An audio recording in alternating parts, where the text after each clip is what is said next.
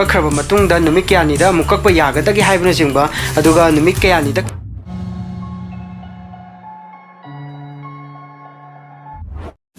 ꯀꯪꯂꯤꯁꯦꯁꯟ ꯃꯌꯥꯝꯅ ꯇꯠꯇꯅ ꯍꯪꯕꯤꯔꯛꯄ ꯀꯛꯈ꯭ꯔꯕ ꯃꯇꯨꯡ ꯃꯌꯥꯝꯗ ꯑꯩ ꯁꯨꯡꯁꯣꯏ ꯁꯣꯏꯗꯅ ꯎꯠꯆꯔꯛꯑꯒꯦ ꯀꯛꯈ꯭ꯔꯕ ꯃꯇꯨꯡꯗ ꯃꯌꯥꯝ ꯅꯨꯃꯤꯠ ꯀꯌꯥꯅꯤꯗ ꯀꯌꯥꯝ ꯋꯥꯡꯉꯤ ꯑꯗꯨꯒ ꯅꯨꯃꯤꯠ ꯀꯌꯥꯅꯤꯗ ꯑꯃꯨꯛ ꯍꯟꯅ ꯀꯛꯄ ꯌꯥꯕꯒꯦ ꯍꯥꯏꯕꯅꯆꯤꯡꯕꯗꯣ ꯃꯌꯥꯝ ꯉꯁꯤꯒꯤ ꯚꯤꯗꯤꯑꯣꯁꯤꯗ ꯃꯌꯥꯝ ꯃꯤꯠꯌꯦꯡ ꯇꯥꯃꯤꯟꯅꯔꯁꯤ ꯃꯌꯥꯝ ꯑꯍꯥꯟꯕꯗ ꯑꯩ ꯊꯝꯖꯔꯛꯀꯦ ꯃꯌꯥꯝ ꯑꯩ ꯁꯤꯗ ꯂꯩꯖꯔꯦ ꯁꯤꯗ ꯑꯩꯅ ꯃꯃꯥꯡꯗ ꯄꯥꯝꯕꯤ ꯑꯃ ꯈꯥꯛꯆꯔꯝꯕꯗꯣ ꯁꯤꯗ ꯂꯩꯖꯔꯦꯀꯣ ꯑꯗꯒꯤ ꯐꯥꯔꯁ ꯑꯍꯥꯟꯕꯗ ꯑꯁꯣꯝ ꯅꯥꯀꯟꯁꯦ ꯀꯛꯈ꯭ꯔꯕ ꯃꯇꯨꯡꯗ ꯁꯤꯁꯦ ꯄꯥꯝꯕꯤ ꯑꯃꯁꯦ ꯈꯥꯛꯑꯒ ꯑꯃꯨꯛ ꯁꯤꯃꯨꯛ ꯀꯛꯂꯛꯄꯅꯦꯕꯀꯣ ꯁꯤ ꯃꯄꯥꯁꯤꯗ ꯀꯛꯂꯛꯄꯅꯤ ꯑꯗꯨꯒ ꯃꯌꯥꯝ ꯁꯤꯁꯤꯅ ꯑꯃꯨꯛ ꯑꯅꯤꯁꯨꯕ ꯀꯛꯄ ꯍꯥꯏꯇꯥꯔꯦꯀꯣ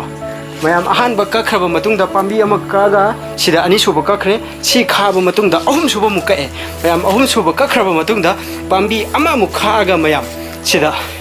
ꯄꯥꯝꯕꯤ ꯑꯃꯃꯨꯛ ꯈꯥꯛꯑꯒ ꯃꯌꯥꯝ ꯃꯔꯤꯁꯨꯕ ꯑꯃꯨꯛ ꯀꯛꯄꯅꯦꯕ ꯃꯌꯥꯝ ꯁꯤꯗ ꯂꯩꯔꯦ ꯃꯌꯥꯝ ꯃꯈꯥ ꯇꯥꯕꯗ ꯁꯣꯝꯗ ꯂꯩꯔꯦ ꯃꯌꯥꯝ ꯀꯌꯥꯝ ꯋꯥꯡꯉꯒꯦ ꯍꯥꯏꯕꯗꯣ ꯃꯌꯥꯝ ꯑꯗꯨꯝ ꯁꯤꯗꯒꯤ ꯍꯥꯏꯐꯦꯠ ꯆꯥꯎꯔꯥꯛꯄ ꯑꯗꯨꯝ ꯈꯪꯕ ꯌꯥꯔꯦ ꯃꯌꯥꯝ ꯌꯦꯡꯕꯤꯔꯣ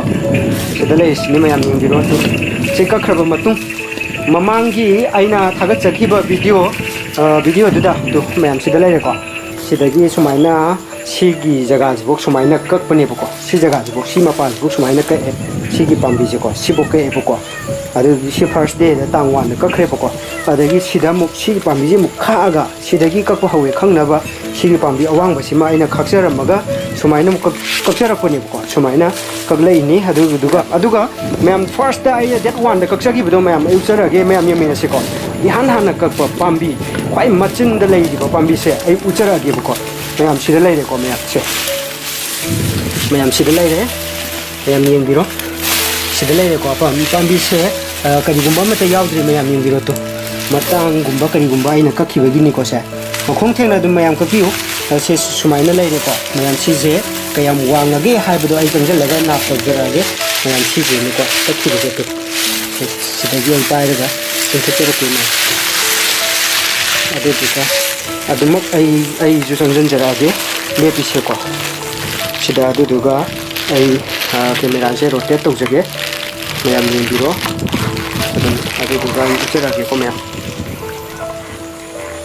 ꯃꯌꯥꯝ ꯌꯦꯡꯕꯤꯔꯣ ꯑꯩ ꯄꯥꯏꯁꯦ ꯊꯥꯗꯣꯛꯆꯗꯦ ꯃꯌꯥꯝ ꯀꯥꯏ ꯌꯧꯕꯤꯔꯦ ꯊꯥ ꯑꯃ ngasi date kano yogre date 2 yogrebako July gi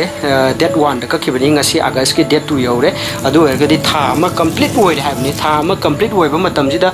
pambi sina wangibse mayam si chapchare yen gi nganu gi rabbit gi sigi matam sida mayam tha ama sida mayam kakpiro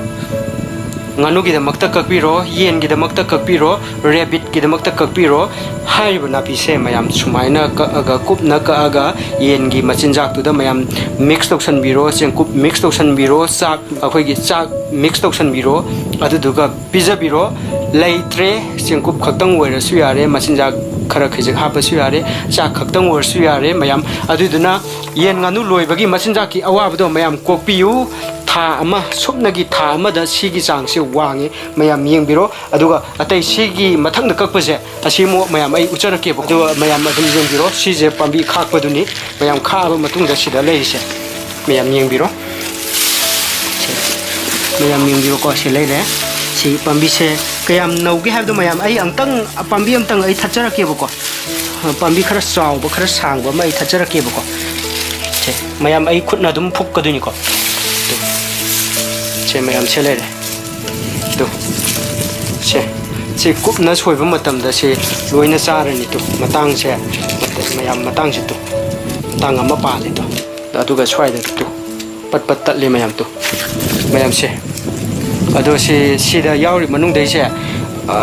se dai sigi tholiba khuthochi mayam adum khangbiro sini mayam sini ko sina first day gi mathang da second day gi pami khamba jaga duni si second day duni ko mayam sigi second day se loire aduga sigi loire ba matung da muk mayam sigi third day mayam sida sulaire ko si pambi ma kha e aduga mayam sida leijare mayam sida mayam yengbiro third day sida ju si pambi se si lire tu si lire hai je si adum nauri bani san gi da makta dum lo yari bani ko mayam sije mayam khangbiro aduga sida leirise mayam tu yam ti no gurjani mayam sisu mayam sigi third day jisu नते ओ second third day को सिगी third day Sissu कया वांगे अदो मयाम Zanjan जरके मयाम येमिना सिको तो मयाम येंगिरो सिगी third day से सिगी third day Sissu मयाम सुमाइना वांगे बको सिनी मयाम 1 month complete subnagi tha amada haiba napise singai wangi mayam aduduna mayam yen nganu loigi khallagadi yen nganu gi machinjak rabbit gi machinjak sungsoi soidana awaba leibudo masigi napise tharga mayam kokani aduduna yariba makai masigi napise kanglisa isin nau satra naharo ise isal haijage yen nganu de men oina ima iben ise isal mayam na yen nganu side adum loinei aduga akoi nupa singna sangumba kari gumba cha achobise loinei aduna yen nganu loigaduri bai ima ise isal itei mayam na sigi napi se mayam thabiro sungsoi soidana masi napi se thabiro magi protein percentage se 16 to 18% neboko aduduna yen nganu gi damangta di yam phaba masinja am kha uiba mayam aduduna masi mayam amtang thabiyo kanglei pak isilina mayam se aduga satra naharol yumda leina khoi gi sigi napi se tharaga jaga khara da masi thabiraga khoina yen nganu loiba aduma isagi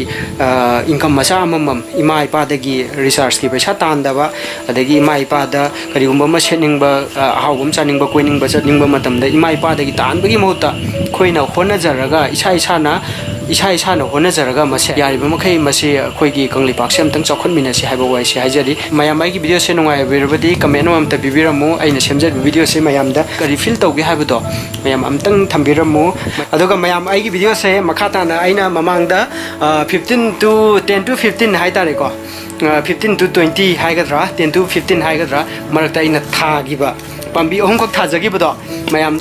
soidana uningamganeba mayam kari kamai tawgrage haidana mathang video da madu ai soidana ucharaklage mayam ai gi tungda hujik aina thagi pambi ohum do mayam ai gi tungda leyeba sidambi do kaya muk yamna longthorage natragana pambi do sigrabra siba yauram basu yai adagi karamba mongda leiri habdo mayam tang yengmina seba mayam ju soidana khangningamganeba mayam khangning basing ai gi comment section da pambi ohum sigi update tawbiro haidana mayam comment amam tang pibiro aduga ai soidana mayam gi feedback mayam gi comment dugi chap chaba comment dugi pokhumoina ai video semjarage mayam ado ai gi video mayam ngai duna lebio haibo wai se hajar ka mayam wasigi damuk tidi hekanglisa YouTube channel gi milan sapam jara mayam di kaina na bagi athang ni jari mayam bye bye mayam